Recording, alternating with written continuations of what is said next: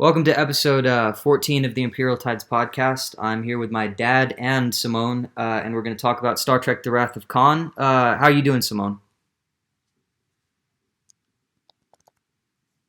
Good. Oh, there he is. Good. Tell me about your experience with Star Trek.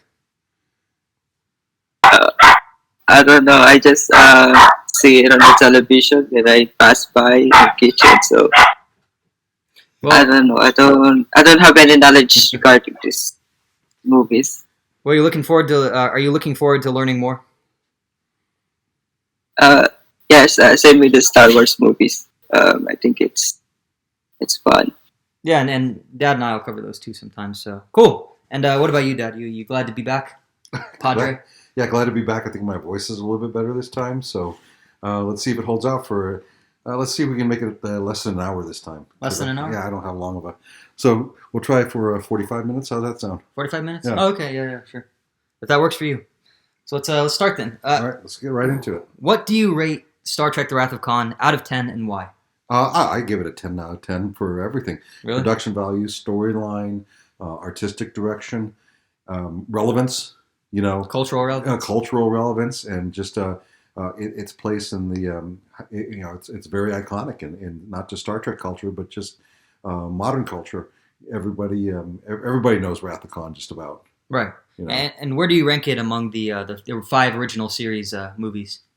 You mean the 6 original series movies? Are there 6? I don't know. Yeah, okay. Six original movies then. Go Six ahead. Come on. I would rank it number 2. Number 2? For personally. So number Motion 2. Pictures number 1. For me. Wrath of Khan's 2. Yeah. So far the order's going pretty well, but then Right. with 3 it's going to change. You think? Yes. It's going to deviate. But I do acknowledge that as far as its significance is, it's probably the number 1 original cast movie with regard to just outside of my personal opinion. Oh, okay. That pulled in a lot of people to just watch Star Trek who weren't Star Trek fans. And how come you think the first one didn't? It's not accessible to a lot of people, and it's not everybody's cup of tea. I went as a fan, and that's a completely different viewpoint than someone who's just a regular moviegoer off the streets. But what about this one exactly is it that draws people in more, It's got story, it's got character development, it's got drama and action. Little downplay on the love story between Kirk and Dr. Marcus. I don't think they covered that enough, but we could talk about that and one of your other talking points probably too. Sure. So what are some of the things you like most about Wrath of Khan? Wrath of Khan, I think I'd listed them already, but if I had to say, given a second chance to talk about it, maybe in order, I liked the story, like the character development between Kirk, McCoy, and Spock. It was a huge moment in the franchise with Spock's death. Also, huge moment in revealing that Kirk had a son. Second to that, the design of the new starship design of the Reliant. That's the first time you've seen something other than the Constitution class. Right. Because even in the original series, all you saw were Constitution classes, and you didn't see anything else in the it was the first time, now that I'm thinking about it, I may be wrong on this, but I think that's the first time as a Star Trek fan you saw a ship outside of the same class of ship, the Constitution class, which is the Enterprise. And that was huge. What, to see more of the universe? See more of the Starfleet. Yeah, see more of the, there wasn't much universe building outside of just the standard saucer section, main engineering hull, and 2 nacelles. That was the first, plenty of fan stuff out there, but that was the first time you saw something other. And I may be wrong. I'm pretty sure it's the Constitution class. It might be the Constellation. I'm not sure. It's been a while, so someone can correct me on that one too. But that was huge. That was big. I remember that now. Back in 1982 when we saw that, we're like, oh, there are other ships in the Star Trek universe. Right, yeah. And so then on the other side of that, what are some of the things that you don't like about this movie? If you had to think of some. Oh, well. What about the love story? Love story I like, but or the downplaying of the love story rather. Well, there wasn't a lot of backstory between Carol Marcus and Kirk, and from things I've heard, I this is just from either interview materials or my making of or my my making of books or the Cinefex and the Star Logs and stuff like that I read. Carol Marcus is the love of James Kirk's life and vice versa, and that was just barely touched upon. She basically, from Star Trek legend. It's not canon because it hasn't been seen in print or anything else. But Carol Marcus is just in love with Kirk as Jim Kirk as she was with him, and he was going to give up Starfleet to raise a family, and she was the one that said no. Said not because she was being selfish, but because she loved him so much that she was willing to live without him because his life was Starfleet, and to have him give that up, he would only grow old together with her and resent that eventually. So she knew that. I think that there was a lot of untapped storyline there. But then again, how are you going to fit that into a movie already, and then now you have a love story with a action drama? Well, maybe make it an hour long, and then you have all aspects of that covered. Yeah, there was a fan film that's out there on YouTube that covered the first time they met and when she got pregnant and the whole thing too. I saw that about a year or so ago. Was it good? I thought it was good because it addressed all the other stuff that people have been talking about. On all the way back from when we used to have BBSs and online forums and stuff before we had, you had to actually log onto a website somewhere and, have a forum password and, talk about these things on bulletin boards and stuff.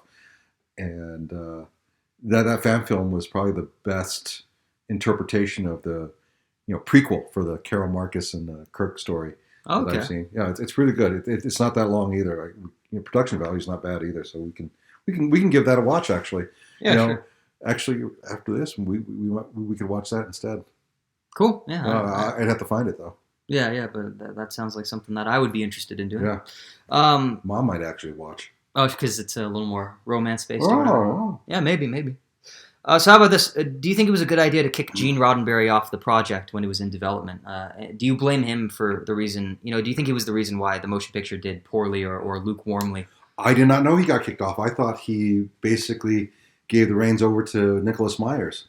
Oh, really? Well, Yeah. it says here that, on the Wikipedia page, it says that Let's see he what it says. was kicked off. He was removed from a direct role in the development of Wrath of Khan due to concerns that he was the main reason behind the motion picture's lukewarm reception. Oh, okay. Does that bother you, or are you not like? It does bother. It does bother me in a creative point of view, but it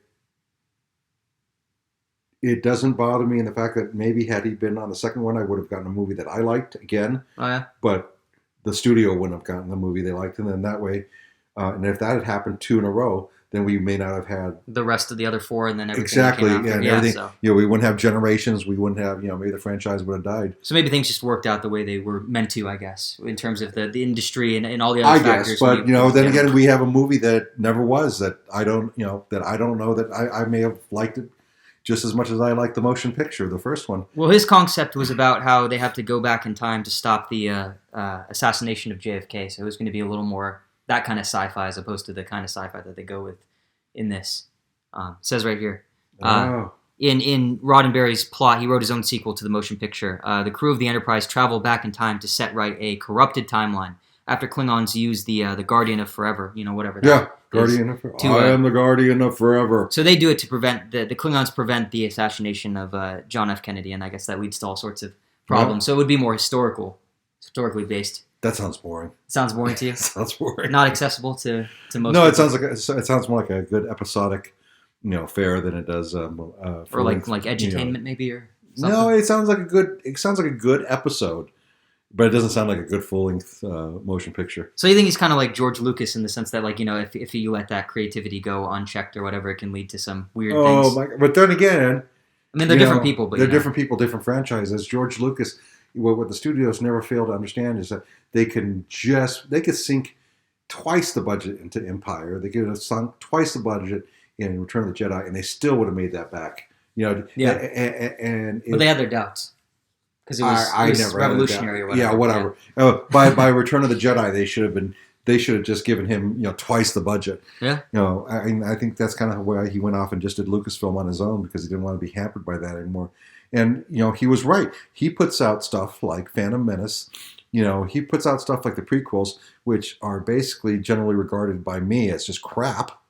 And They're imaginative, but the execution is all off. yeah, They're and cringe to watch. I still paid money to go see them. And they still made their money back. They still made their money back. Well, and then all the more. media too, like all the games and stuff, all the toys and everything. It was a big deal, like the merchandising. Absolutely. People love that stuff. They love Star clones Wars and is everything. always a sure thing. Even Solo, which I love. Which a lot of people don't like. Yeah, exactly. Which I love Solo. Which I thought it was good. Still made its money. Yeah. But it's considered a failure because it didn't make a cajillion times. Because we've got today's standards. It's like everything has to be $1 billion. They have to break that bubble or whatever. As far as I go, Solo is just is right on Rogue One's tailcoats as a good Star Wars movie, as one of the top Star Wars movies. Phantom Menace, the prequels and the sequels being the last 6th places. No, well, for me, the prequels are honestly more memorable than Solo. That's your generation. No, but also because again they have that potential and they have all the merchandising and stuff surrounded by them. They're iconic, because other things made them that way. Right. The base movies aren't good, but I don't think about the base movies, and you can get into this too, but the novelizations and everything. Oh, absolutely. The stories are really good in that. Absolutely. We should get back to Star Trek though. Well, because I was going to lead into it and say. Oh, okay. Do you think Star Trek has as much franchise power as Star Wars? Do you think each one can make the money back? That's what I was. Well, I think so too. Compare and contrast. I think so too, but I don't know. I think the numbers. These are older numbers. I think the numbers for the Star Trek fan base is less than Star Wars. I think Star Wars is more universal than Star Trek. Why do you think that is? It's more cerebral. I don't believe that but I just know that the numbers from merchandising, box office returns, all that stuff. Star Wars has always just outperformed Star Trek. Okay. Now Star Trek has more episodic TV shows out there. That's where they make their bread and butter. But as far as just the general juggernaut, which is the Star Wars monster, it's. I could be wrong, and I don't remember when I saw these numbers, but I think Star Wars is bigger than Star Trek. Well, I mean, you've got a Star Wars mug right now. You don't have a Star Trek one, so. Yeah, right. Yeah, exactly. Yeah. But anyway, so do you think to move back to Wrath of Khan now? Yes. Do you think in Wrath of Khan, do you think they did a good job of aging Kirk? Do you think the Kirk that's presented in Wrath of Khan, more older, he's in a senior position now. Do you think that's a natural progression of everything that came before in the original series and stuff? Does it make sense to you? Yeah, absolutely. Is it a completely different person? Yeah, everything from his promotion to his change of career, getting out of the captaincy and the captain seat and being out there and taking on an administrative role as chief of Starfleet operations. That's what we need to see. That's what we needed to, all the other stuff in the Star Trek universe is just completely throws the book of, promotion, timelines, career advancement out the window. But that was one that actually stuck to a logical or a realistic, progression. You're not going to, it's the future and it's make believe, so we don't know what it could be anything it is. But at least that one rang true to people in the real world. And in 1980, the late 70s and early 82, people in the real world could relate to that. Right. His near vision, him needing reading glasses, all that stuff, midlife crisis, all that stuff. I like that touch. That was good. You did? Yep. But do you think Star Trek is one of those series where you actually get to know the characters? Do you feel like a connection to them, or do you think it's not as character driven as something like Star Wars, for example? Do you feel like you have a connection to these characters, or do you think they just kind of serve their purpose? Oh, absolutely, more so than anything in Star Wars. You think so? Oh yeah, because this is Earth. This is it's a dynamic between three friends. It's an ensemble cast. You could say the same thing about Star Wars, but I just personally feel more of it in Star Trek. But don't you think that might be because you have a military background yourself and you can relate to the military, whatever that goes on? No, because Kirk is a... They're always working in Star Trek, They never kind of shut off. Yeah, they never go to their normal lives, though.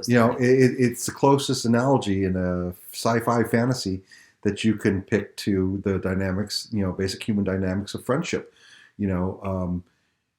I don't like how everything in Star Wars is superficial.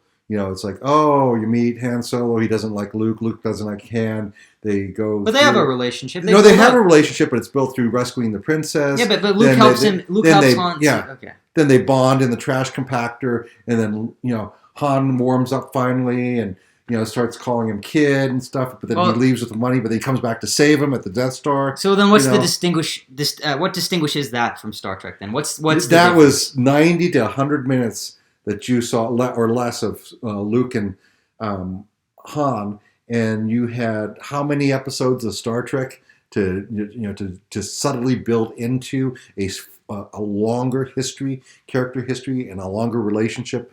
So you think it's time and narrative space? Yes, time and narrative space.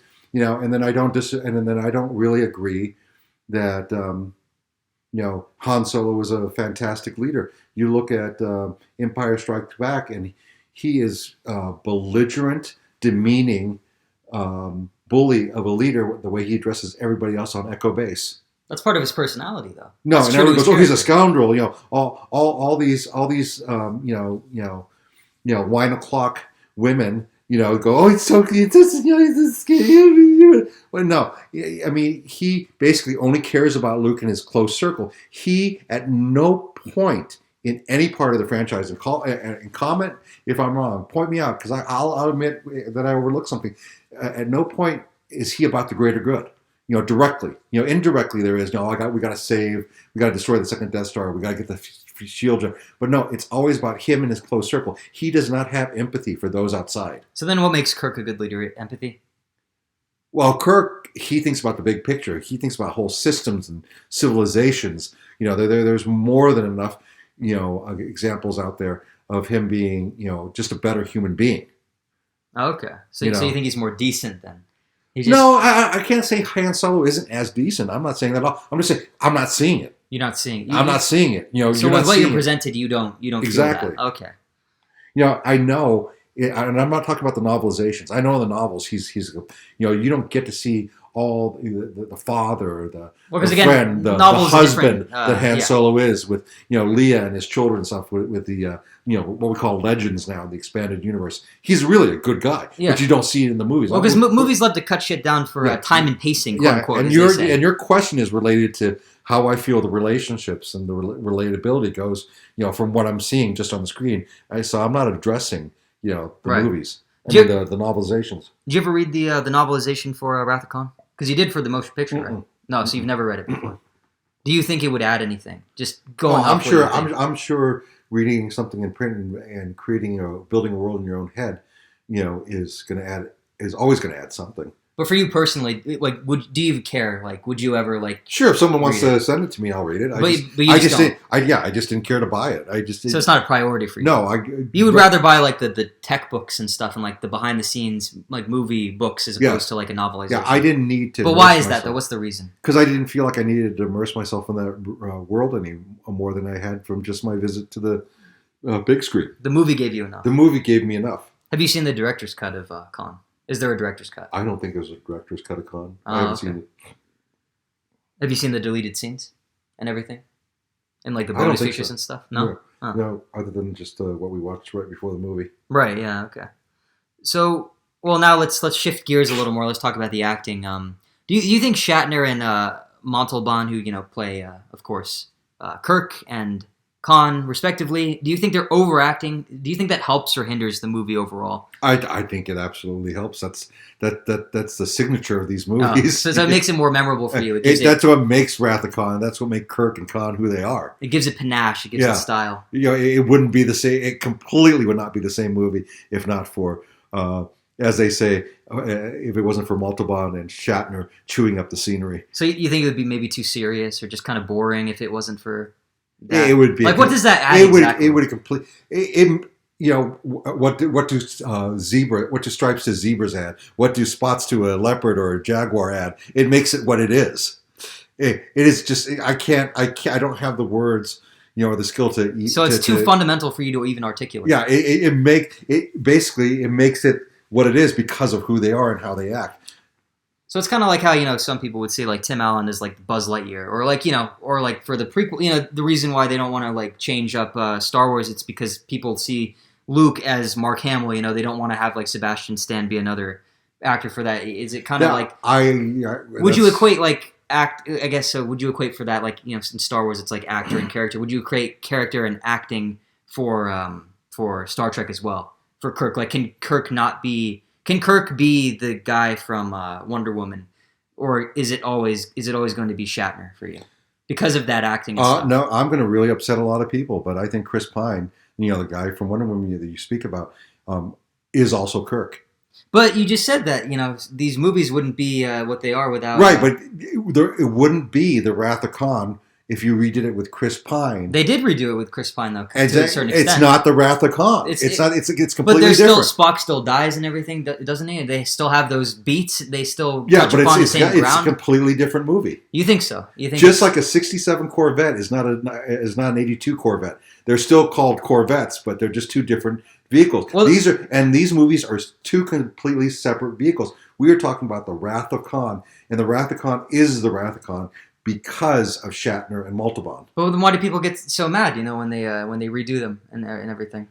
Because for some reason, some people just aren't confident enough in their own fandom to feel that things can exist as of in and of themselves, aside from other things. I am perfectly comfortable and enjoyable with Wrath of Khan, and then what is it? Into Darkness? Is that what I believe so. Yeah, whichever one with Benedict Banderbutch, Benedict Cumberbatch, Dominic Doodlebotch. Oh my God. That one is just it's a good movie too. I enjoyed it. It wasn't fantastic like Wrath of Khan was, but I didn't feel that it was. I did not feel that I wasted my money going to see it. Did I? Does it have the rewatchability as Wrath of Khan? No. No. Unless you're a big Carol Marcus fan and changing in the shuttlecraft, scene for like 2 minutes. Yeah. Yeah. Did I enjoy it? I absolutely did enjoy it. I enjoyed it, but again, I was also very disappointed. You were very disappointed. I was very. This will probably calm down some of the fanboys out there right now, but I was also very disappointed. I think for the opportunities that they had with the new franchise and the new cast, that they could have gone with some original material. But again, this is Hollywood, so scared to take a chance on something. And I keep going back. Rogue One. Go back to Rogue One. Do something that it's outside the main, cast of characters, or do something with, your reimagined cast of characters, but a completely different storyline. We know the Khan storyline. Do not reimagine it with, if you're going to reimagine it, you should have gone in a different way. This is all that's wrong with Hollywood. If you're going to reimagine it, get a real Indian, get a real Sikh. Right. Yeah. There are plenty of Bollywood and Southwestern Asian actors. So you didn't like Sherlock as a Khan? I love him as an actor. I think I like him as a person. But if you're going to really do that, if you're going to recycle something, recycle it in a good way. Make it ethnically correct. But I can hear the nerds out there right now. All my fellow nerds. Okay, I have to say fellow nerds. But I can hear them right there on the keyboards going, oh, it's the 23rd century. You don't know what India looks like nowadays. India could be, predominantly Caucasian. Okay, yeah, right, whatever. Okay, but if we're gonna have Khan Noonien Singh, right, yeah, let's have a real Khan Noonien Singh, played by a dark-skinned Indian actor. Here is an example for inclusivity and freaking diversity right there, and they pass that up. Well, that came out before they doubled down on everything. Really got into it before they went. What do you full inclusiveness? I guess so. So what about this though? What about Montalban's Khan? What makes Khan the real Khan? What makes him work as a villain? Do you think? Why out of all out of all the possibilities they could have out of all the episodes they could have taken from the original series and adapted to a film, why did they bring him back? What makes him special? That's a good question. Why is he exceptional? Well, even back then, because he's memorable. Why is he memorable though? He's memorable. Let's get down to his stage acting. It's out there and it's over the top, but it's genuine. and it doesn't seem forced. Well, and it takes some skill to be over the top like that. Absolutely. He remember the scene with Lieutenant MacGyver's in her room on the original series where he's like, if you want to stay, stay. If you want to leave, leave. But only stay so because you. And then then she stays, and then he ups the game. Yeah, he completely ups the misogynistic, freaking, ghostlighting. Was it ghost? Is it called? Yeah, gaslighting. It's called gaslighting. Yeah, gaslighting. Freaking mind games with her. As a battered. You cannot get more classic. Battered. When it was acceptable to do that in TV.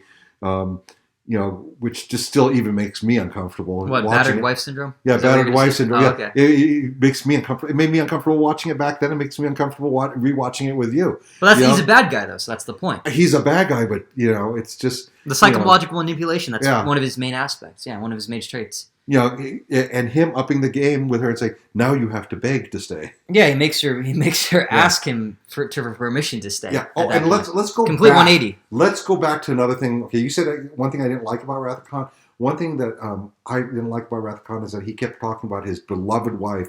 His wife was one of the first to succumb to the Ceti Alpha 5 eel or 4 or whatever. Okay, I don't roast me because I don't know the difference between the brainwashing worm thing, eel. Yeah. That I wanted to know that was it Darla MacGyver's or something MacGyver's? Yeah, MacGyver's. Just MacGyver's. Lieutenant MacGyver's. I wanted to know that was the same character, but they left it ambiguous. Well, maybe it was because the actress didn't want to come back or something. Well, it doesn't matter. They still could have said, "Hey, my dear wife," and use her. MacGyver's or her first name, but they. I think they made that, I could be wrong. I haven't read all the full making of books and all this and listened to all the commentary, but they could have just wanted to, make that ambivalent so that... Ambiguous. Ambivalent. Yeah, thank you. Ambiguous so that the viewer could go, was that Lieutenant MacGyver's or was that, another... to keep it augmented in human to make being. Them guess or think about it. Did MacGyver's get thrown out? Or are we going to leave that storyline open? We're going to leave it ambiguous. So that maybe for something later you could have another one, like Wrath of Khan's Wrath or something, where it's her Khan's getting Wrath revenge. Khan's Wrath or Wrath. Yeah, it just keeps going exponentially. Wrathy McWrathface. Forever, yeah. Yeah, like Kirk's 100 and his wife comes back and just wants to kill him for everything they've done to their family or whatever. So here's an interesting one. Okay, how about this? What would you do? At the beginning they have the simulator where you have to, the Kobayashi Maru, scenario. What would you do in the no-win scenario? Because Kirk, he's the only one who's won it because he hijacked it. He avoided it altogether, and that was a problem. But what would you do in it? What would I do there? I would do just what Savick did. I would have to go. My moral obligation is to rescue the people, but knowing what I know, which is not fair because you're not supposed to go into knowing what's happening, but knowing what I would know is that I would set an immediate evasive action course at the first sign of the Klingons and saying we are on a rescue mission. We will immediately leave. Please take care of the whatever vessel, the atomic, with a cargo vessel or whatever. Yeah. And then immediately warp out in a clear vector. That's just, and then I would have lived. I would have done my due diligence, and then it's up to the diplomats at that point to get the crew of the maroon vessel, the Kobayashi Maru, out of Klingon custody. So you give it to the higher uppers or whatever because they're better equipped to handle it. Absolutely. And does that account for your? You're using your pilot knowledge when you say that? Yeah, because I have to. Well, I have to account for the entire 400, and okay, again, my fellow fans are going to get on me for not knowing the full ship's complement of the Enterprise and the Constellation class or the Constitution class, excuse me. God, I got to look that up to find out which one it is. Oh, yeah. But I have a cargo vessel or I have a ship full of people. My duty is to try to render aid, and then am I going to kill the entire ship? Destroy the entire ship over that? No. There's so many things I got to pick apart with that scenario. Right. Yeah. But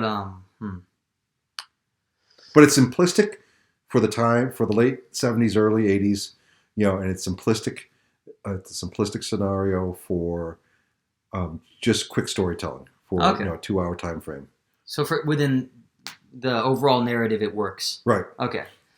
Does the neutral zone and stuff, is that like a reference to communism, by the way? Is that like a sign of the times kind of thing or something? Yeah, like the relationship between the Klingons and the humans and everything, the conflict, is that that the beginning of the whole, cultural commentary thing? Yeah, that is explored in the other films later on, right? Right. If you haven't looked at what the Berlin Wall was. Yeah, like West and East and West Germany. Yeah, that's the neutral zone. Yeah, Reagan when he dropped the... Yeah. That's the neutral zone.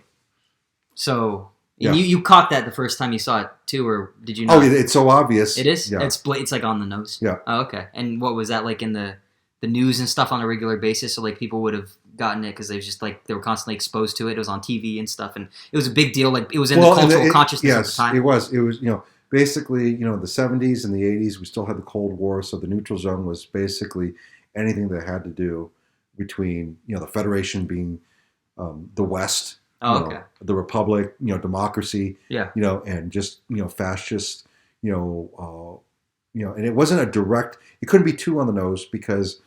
would have been depressing or something? Or? Well, not depressing, but a little bit inflammatory. And, Gene Roddenberry, I can't speak for him, but I got the feeling that he didn't want to make it, too cut and dry, because then now piss people off. Well, and then at some point you're not a storyteller; you're becoming a propagandist. Like the people these days, like the wokers. Yeah, well, to a certain extent. We'll talk about that later. Oh, okay. Yeah. We don't have to get into that now. We don't have to get into that. But were you actually worried that like during the Cold War, were you afraid like the Russians were going to blow you up or something?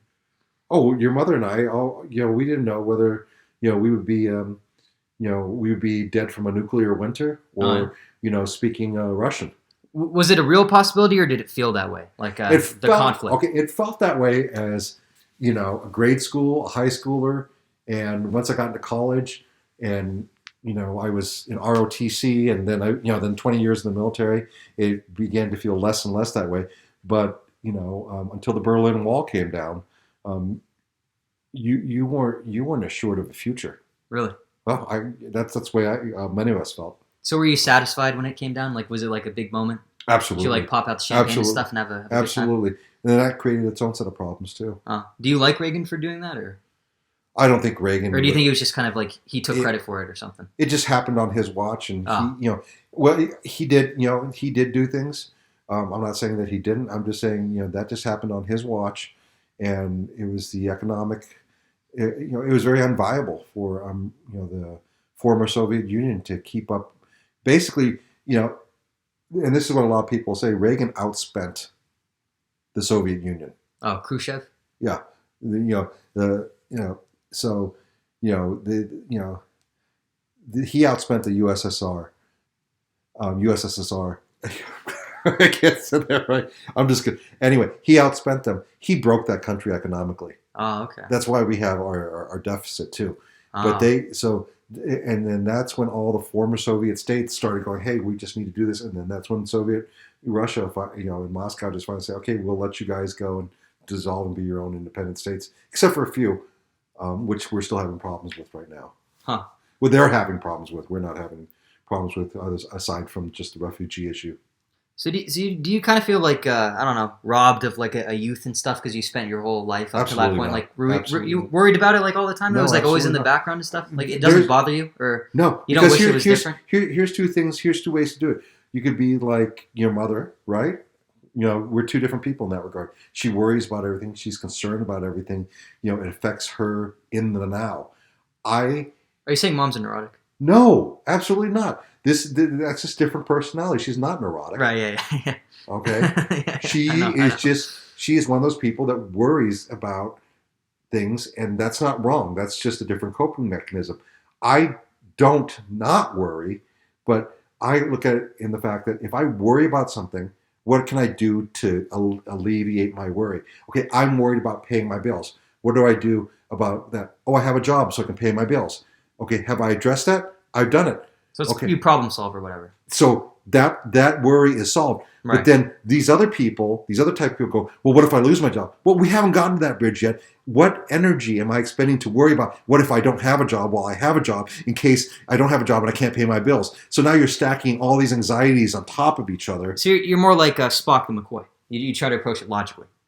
You want to be. I have to, because otherwise Otherwise, I would have insomnia. I would be up all night. I would, Yeah. I wouldn't enjoy life. It's like, okay, what can I do about the whole Soviet thing? I can express my opinions. I could vote for people that, when I'm 18, that I could vote for people that, will do their best to steer us away from, a war, but yet keep us prepared.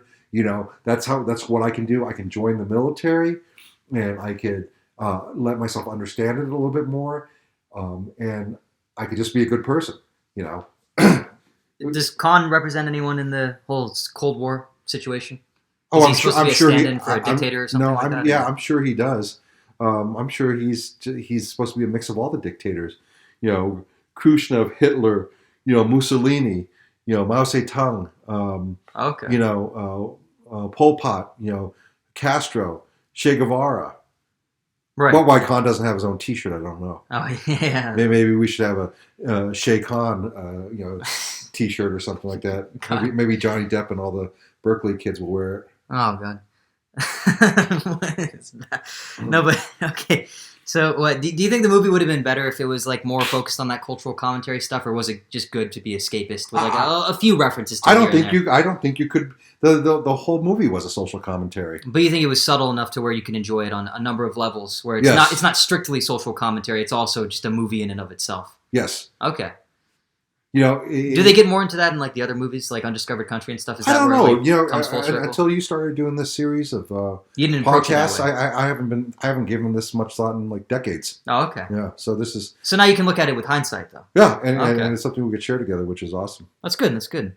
How about some more like technical questions though? Like, how come the so like when he and the black guy, or Khrushchev Chekhov and the black guy are like Captain Terrell. Yeah. Terrell are gonna. You can't say the black guy. Oh, okay. Well, it's 2021. Sorry. You can't say the black Okay, guy. well, him and Captain Terrell, Yeah. who dies, Right. because they're not woke either, because they killed the black guy. See, so they're less woke than I am. Oh. So Captain Terrell and Chekhov, when they're down in the Project Genesis bunker where Right. Captain Carroll is and everything, and Right. David, how come when Chekhov passes out and the worm comes out, it's got blood on it, and an eel, and it dies and stuff, and they shoot it. Why didn't it stay in there until he went insane, like Khan said it would? Remember? Absolutely. He said it would make him go crazy and would kill him. Yeah, it would eat his brain out. That's a big plot inconsistency right there. Yeah. Does that bother you though? Like that? It did bother me. It It bothered a lot of us back then. It's like, oh wait a minute, I thought it's supposed to grow and then drive you insane. Why is it coming out of his ear? It's like McCoy could have just had, literally 7 seconds of expositionary dialogue to explain write it off. Yeah. What would that have been for you? How would you fix it? Just something quick and easy. Yeah. For some reason, check off some, neurochemistry or something. Neurochemistry, or his resistance was great that the SETI eel, sheer the SETI force larva, of willpower. Yeah, sheer force of willpower gave this what made it was it inhospitable for the eel to maintain wrapped around his cerebral cortex, and it came out, literally. And that would have been fine for you. Without me stuttering over it, DeForest Kelley could have said that in like 5 or 6 seconds. That would have satisfied you, though? It would have satisfied a lot of us. Okay. But that doesn't take away from your enjoyment of the overall film. No, it's too minor to be a big deal. It's too minor. Were you worried that Chekhov wouldn't live, though? Was that a big deal? Was it a big stake? Because usually they only kill extras to emphasize the stakes. I don't remember that. I know Spock dying was a big one. Right. Yeah. Well, yeah, but that took a lot of us by surprise. It did. Yeah. Oh, you didn't expect it. No, we didn't expect that. Well, so let's talk about that. What was it like to see that in the theaters for the first time? Spock dying. Oh, I remember people crying out loud. People sobbing. Did you cry? No, I didn't cry, but I got real choked up. Really? Yeah. I didn't get choked up I got choked up when he stood up and he adjusted his shirt because it was just sheer willpower. It's it's a Spock thing to do too. Yeah. Right at the very end. Yeah. And Spock, I think I'm just going to have to say this as looking back on a lifetime of fan, Spock is my favorite character. You think so? Yeah. Even though Leonard Nimoy has some of those Harrison Ford moments where he's like, "I'm not Spock," but he never handled him like Harrison Ford. No. I mean, Leonard Nimoy. It's a different approach. Yeah, Leonard Nimoy would never say, "I don't know what a Force Ghost is." And then everybody's like, "Yeah, I don't fucking care what the Force Ghost is or whatever." Yeah. I don't know what Harrison Ford is dismissive and he spits on his own fan base. So you think it's too bitter? No, Harrison Ford is just arrogant. he's just Harrison Ford. Oh, you yeah. know, You kind of forgive him because he's part of it. It's just like Tom Cruise and Mark Wahlberg. Mark Wahlberg is He beats up Asian people, right? He is a man who beat up an Asian shop owner and basically blinded him with one eye, and yet you just gotta if you're gonna watch anything with him in it, you just got to set that aside. Compartmentalize, I guess. Compartmentalize it. Just the way it is. Yeah, because do I not go to a Mark Wahlberg movie just because he's in it, and then not give Will Ferrell box office returns? I don't know. But with Leonard Nimoy, he has a full arc where he was not Spock, and then now he ended his life writing a book that I am Spock. But do you think he just wrote that for to make money and stuff, and to be like? I don't know. I haven't read either of them. Oh, you haven't. So. I'm a fan, but I'm not that big of a fan. So you're not into that aspect of it. You can be a fan in different ways. Like, it doesn't mean that you're like a number one fan. I'm a fan in the fact. Well, you just don't care about the people or whatever. I'm a fan in the fact that when I watched Enterprise trying to flee Reliant after Khan initiated the Genesis device, I was almost saying out loud, like, that is the completely wrong path to take. Really? Sulu. Yeah. Well, if you look at the movie, the Reliant is moving this way from screen left to right. Okay.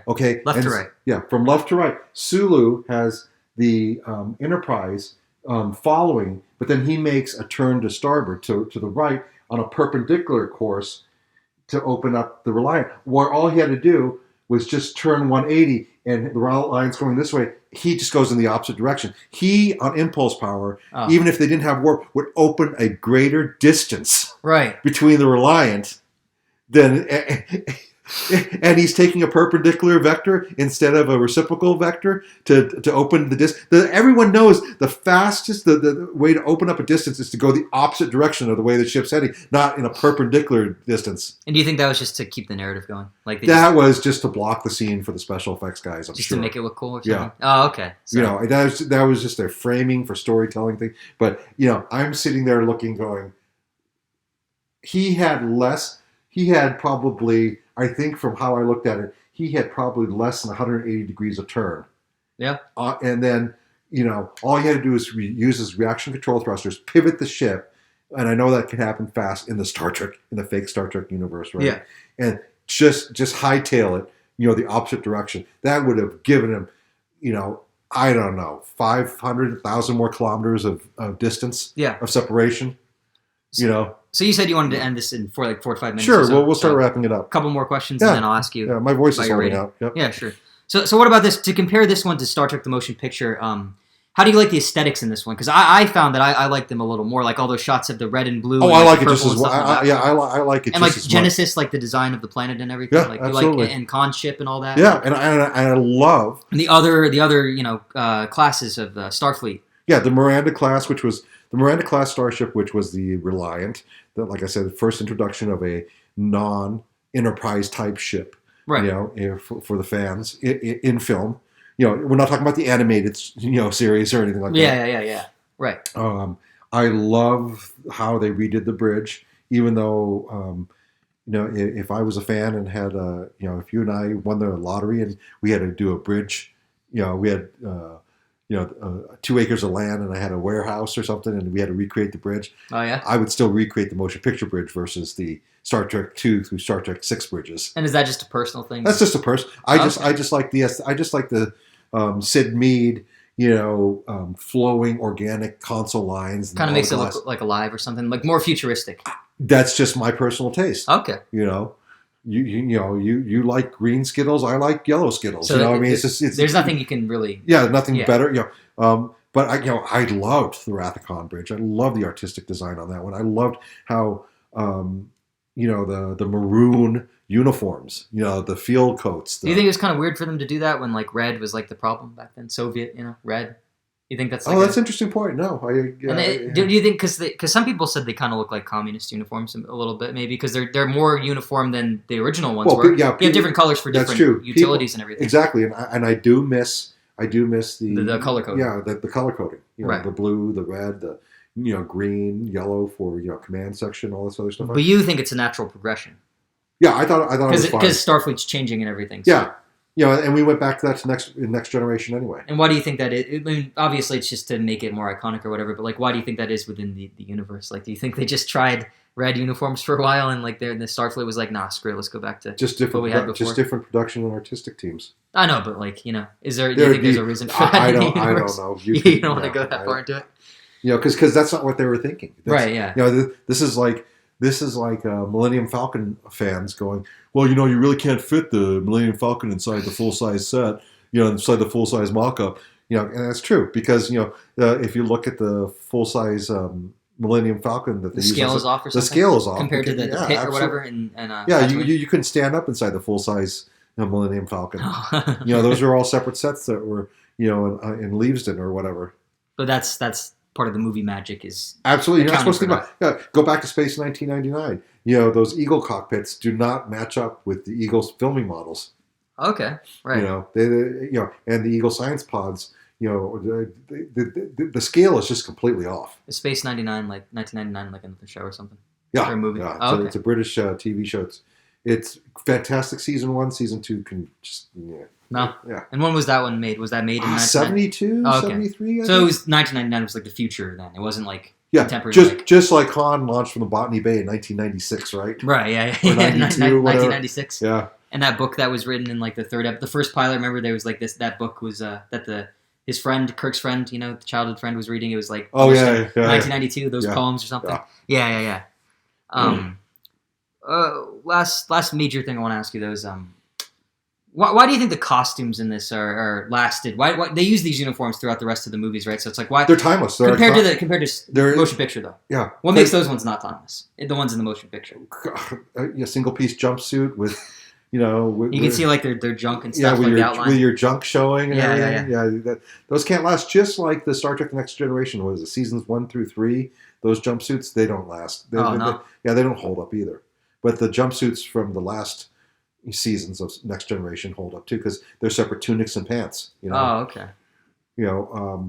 Like you could do a Rathacon maroon uniform today and it would still be relevant.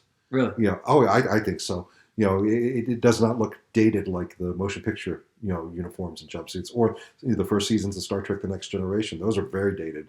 And so, where would you rank those red suits among all the suits overall, including originals? And then you can go as far as like Enterprise, Deep Space Nine, everything ever, like in Star Wars or Star Trek. Sorry, where would you put those red uniforms? Number 2, and then the first ones are the original. Yeah, the original and the Chris Pine. Zachary Quinto are both tied for number 1, because I think what they've done. I think what J.J. Abrams did with the reboot was very. I mean, it's the same. But don't you think? How did you get the Wiggles? Don't you think that the original look like the Wiggles though? No, the primary colors and stuff. Oh yeah. Because they're primary colors. Yeah, I mean, you could even make a comparison and say that it's Teletubbies in space too. Oh, but do you think the Wiggles and the Teletubbies stole the? Oh, absolutely, yeah. You think so? Yeah, and I think that was part of the was it the conspiracy with the Pentaverate? Oh yeah, what are you looking for? I can look it up. I was just looking to the. You're gonna compare Into Darkness? No, let's see images. Star Trek uniforms. Star Trek Abrams uniforms. Right. Uniforms. Yeah. Yes. What's the? See, I think those. Look at that. You like that? Yeah. And do you think the Abrams design is a again like another like natural progression like that? Well, modernization, good modernization. They're not very practical, and they're not practical, or they're not realistic like the Rathacon, maroon ones are. But look, they keep the style and the spirit of the original series, the 60s series, and yet they've updated it with a more, with the turtle, with the undershirt, with the uniform undershirt and the materials and everything. I don't agree with you on that because you don't like how Amazing Spider-Man, the first costume he had, looks like you say he looks like a Nike basketball Spider-man or something. He looks like someone who's going to rob you versus going to. Well, but look at this though. It's the same. It's like I don't know. It's like look at me. I got my what's like I got my Nike. Like my sportswear. It looks like he's going to go for a jog, not like absolutely military stuff. I like it because it's But it looks It stupid respects, now. it respects the original. I don't It think makes so. it look kind of gay. I don't know. I don't think so. In a non-derogatory way. Hey, no, come on. All right, so you ready to finish up? Or? Yeah, let's finish up. Yeah? Has your rating changed at all since the start of the conversation? You gave it a 10. Yep. You stick by that 10? Mm-hmm. Okay. And is there anything else you want to add before you Nope. go? Good talk. No? You're good? Good talk. What about you, Simone, if you're still there? Did you learn anything new, Simone, from about Star Trek? Yeah, a lot. What'd you learn? It's a good and all about the story and costume designs. And I don't know how could I put things into work.